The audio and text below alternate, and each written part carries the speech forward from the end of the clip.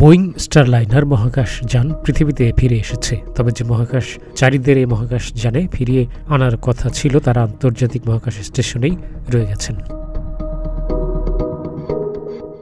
বোয়িংয়ের Starliner capsule শুক্রবার ৬ September সন্ধ্যায় আন্তর্জাতিক মহাকাশ স্টেশন থেকে ফিরে আসে। এটি মহাকাশে প্রায় ৩ মাস ধরে অবস্থান করে। ২ নভোচারীকে রেখে অবশেষে খালি কেবিন নিয়ে পৃথিবীতে ফিরে এসেছে এই বোয়িং স্টারলাইনারটি।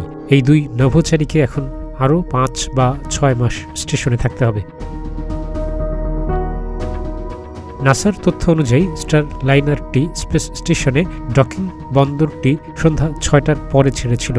এরপর ক্যাপসুলটি ধীরে ধীরে পৃথিবীর দিকে নেমে আসে। ক্যাপসুলটি মহাকাশ স্টেশন ছাড়ার আগে ২ মহাকাশচারী বুচ উইলমোর এবং সুনিতা উইলিয়ামস মহাকাশ যানটির দীর্ঘ প্রতীক্ষিত এবং অপ্রত্যাশিত যাত্রার জন্য শুভকামনা জানিয়েছিলেন। তারা গত জুন মাসে স্টারলাইনারকে স্পেস স্টেশনে নিয়ে গিয়েছিলেন।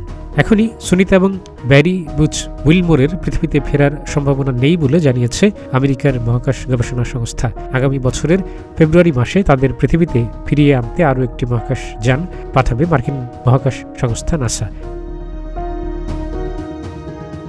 মহাকাশ গবেষণা সংস্থা স্পেস এক্সের ড্রাগন ক্যাপসুলে করে তাদের ফিরিয়ে আনা হবে বলে আমেরিকার মহাকাশ গবেষণা সংস্থার পক্ষ থেকে জানানো হয়েছে।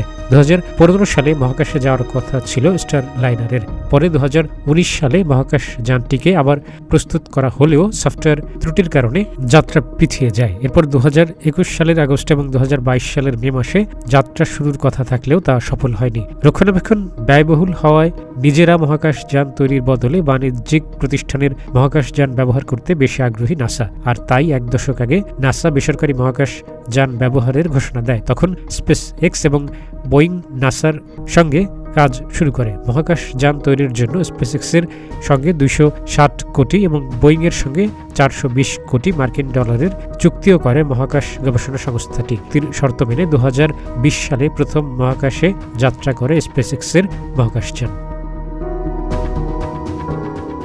বেসরকারি বোয়িং স্টারলাইনারের আগে মহাকাশে সফলভাবে যাত্রা সম্পন্ন করে ইলন মাস্কের স্পেস এক্স। ৫ জুন ৮ দিনের জন্য স্টারলাইনারে করে আন্তর্জাতিক মহাকাশ স্টেশনে অভিযানে গিয়ে সুনিতা উইলিয়ামস এবং ব্যারি উইলমোর আটকা পড়েন মহাকাশে।